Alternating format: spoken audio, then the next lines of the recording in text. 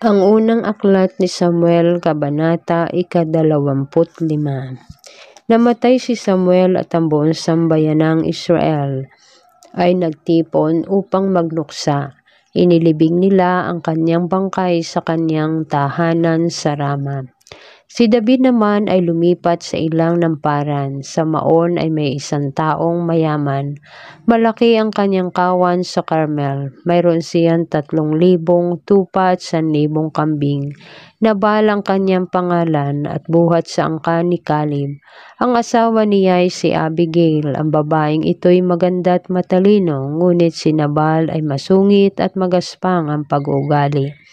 Minsan nabalitaan ni David na ginugupitan ni Nabal ang kaniyang mga tupa. Pinapunta ni David sa Carmel ang 10 sa kaniyang tauhan at ipinasabi ang ganito: "Sumainyo ang kapayapaan at sa buo ninyong sambahayan. Nabalitaan naming ikaw ay nagugupit ng balahibo ng tupa. Ang mga pastol mo ay nakasama namin at hindi namin sila ginambala. Sa halip ay tinulungan namin sila at hindi naligalig sa buong panahon ng pagpapastol nila rito sa Carmel. Ito'y mapapatunayan nila sa inyo. Dahil dito, tanggapin mo ang aking mga tauhan at ipinapakiusap kong tulungan mo ako. Bigyan mo ako ng anumang maibibigay mo para maihanda sa aming pista." Sumunod naman ang mga inutusan ni David. Sinabi nila kay Nabal ang lahat na ipinapasabi sa kanila at naghintay ng sagot. Sinabi ni Nabal, "Sino ba si David? Sinong anak ni Hesi? Talagang maraming alipin ngayon na lumalaya sa kanilang mga amo. Ang tinapay, inumin at pagkain para sa aking mga manggugupit ay hindi ko maibibigay sa mga taong hindi ko alam kung saan lupalop nanggaling." Nang marinig ito, nagbalik sila kay David at sinabing lahat ang sinabi ni Nabal. Dahil dito, sinabi ni David sa kaniyang mga tauhan, "Ihanda ninyo ang mga tabak ninyo." Humanda naman ang 400 sa kaniyang mga tauhan at sumama sa kanya. Naiwan ang 200 upang magbantay sa kanilang mga daladalahan.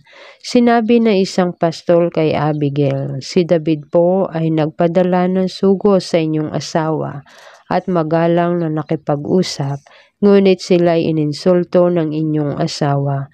Mababait ang mga taong iyon. Tinulungan nila kami at wala silang kinuhang anuman sa amin sa buong panahong kasama namin sila sa parang. Binantayan po nila kami araw-gabi sa aming pagpapastol. Pag-isipan po ninyo kung ano ang mabuting gawin ngayon, sapagkat ang nangyari ay tiyak na magbubunga ng masama sa aming Panginoon at sa buo niyang sambahayan.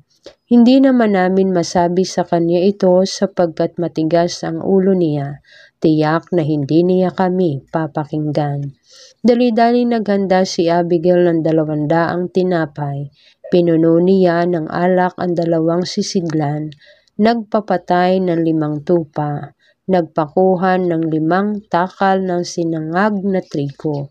100 kumpol ng pasas at 200 tinapay na igos. Lahat ng ito ikinarga niya sa mga asno. Pagkatapos, sinabi niya sa ilan niyang tauhan, "Mauna kayo sa akin at susunod ako." Hindi niya ito ipinaalam kay Nabal na kanyang asawa. Habang pababa si Abigail sa isang burol, dumarating naman sina David mula sa kanila. Sa galit ni David kay Nabal ay nasabi niya, "Sayang lamang ang pangangalaga natin sa ari-arian ng Nabal na iyon. Tinulungan natin siya at walang nabawas sa kaniyang kawan, ngunit ito pa ang iginanti sa atin. Parusahan sana ako ng Diyos kapag hindi ko pinatay bukas ang lahat ng lalaki sa kanyang sambahayan." Nang makita ni Abigail si David, nagmamadali siyang bumaba sa kanyang asno at nagpatira pa sa harapan ni David. Sinabi niya, "Ako na po ang inyong sisihin. Pakinggan po muna sana ninyo ang aking sasabihin. Huwag po ninyong pansinin si Nabal. Wala pong kwentang tao iyon. Tamang-tama po sa kanya ang kanyang pangalan. Siya po'y loko-loko. Hindi ko po kasi nakita ang mga tauhan ninyong pinapunta sa amin. Ngayon po'y niloob ni Yahweh na huwag matuloy ang inyong paghihiganti upang hindi mabahira ng dugo ang inyong mga kamay. Saksi si Yahweh, ang Diyos na buhay. Lahat ng naghahangad ng masama laban sa inyo ay mapapahamak tulad ni Nabal. Narito po, tanggapin po ninyo ang nakayanan ng inyong lingkod at ipamigay ninyo sa inyong mga tauhan at patawarin po ninyo ang anumang pagkakamali ko. Sigurado kong loloobin ni Yahweh na kayo'y maging hari, pati ng inyong lahi, sapagkat nakikipaglaban kayo para sa Kanya at hindi kayo gagawa ng anumang kasamaan habang kayo'y nabubuhay. Kung may magtatangka man sa inyong buhay, iingatan kayo ni Yahweh na inyong Diyos. Ang mga kaaway naman ninyo ay ihahagis na parang bato ng tirador. At kung loobin ni Yahweh na maging hari na kayo sa Israel, tulad ng kanyang ipinangako, wala kayong pagsisisihan. Hindi kayo uusigin ng inyong budi, sapagkat hindi kayo pumatay ng walang sapat na dahilan o kaya'y naghiganti sa inyong kaaway.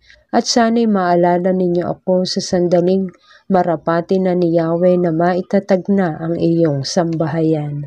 Sinabi ni David kay Abigail, purihin si Yahweh na nagpapunta sa iyo rito. Salamat sa Kanya dahil sa iyong kabutihan, sapagkat sa ginawa mo'y nakaiwas ako sa pagpatay ng tao at magsagawa ng sariling paghihiganti. Niloob niyang huwag ko kayong pagbuhatan ng kamay. Saksi si Yahweh, ang Diyos na buhay. Kung hindi ka naparito ngayon, bukas ng umaga ay patay na sanang lahat ang lalaki sa inyo sambahayan.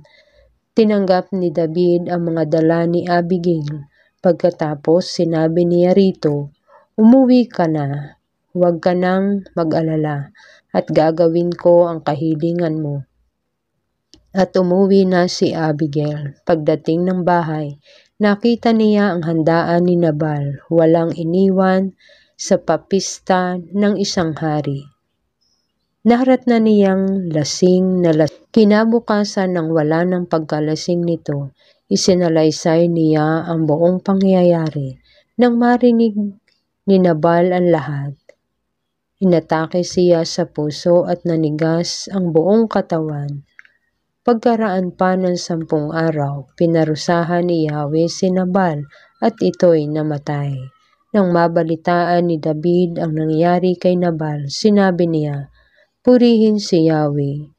Ipinaghiganti niya ako sa paghamak na ginawa sa akin ni Nabal at inilayo niya ako sa pagkakasala. Pinagbayad ni Yahweh si Nabal sa kanyang kasamaan. Si David ay nagpasugo kay Abigail nang ipinasabing nais niya itong maging asawa. Nang dumating sa Carmel ang mga inutusan ni David, sinabi nila, pinapasabi po ni David na nais niya kayong mapangasawa. Yumukod si Abigail, ang mukha'y halos sayad sa lupa, at sinabi, narito ang inyong lingkod. Handa po akong maghugas ng paa ng inyong mga tauhan. Nagmamadali siyang tumayo. Sumakay sa asno at sumama sa mga tauhan ni David, kasama ang 5 sa kanyang mga katulong. At siya'y naging asawa ni David. Asawa na noon ni David si Ahinoam na taga Jezreel. At ngayon naging asawa rin niya si Abigail.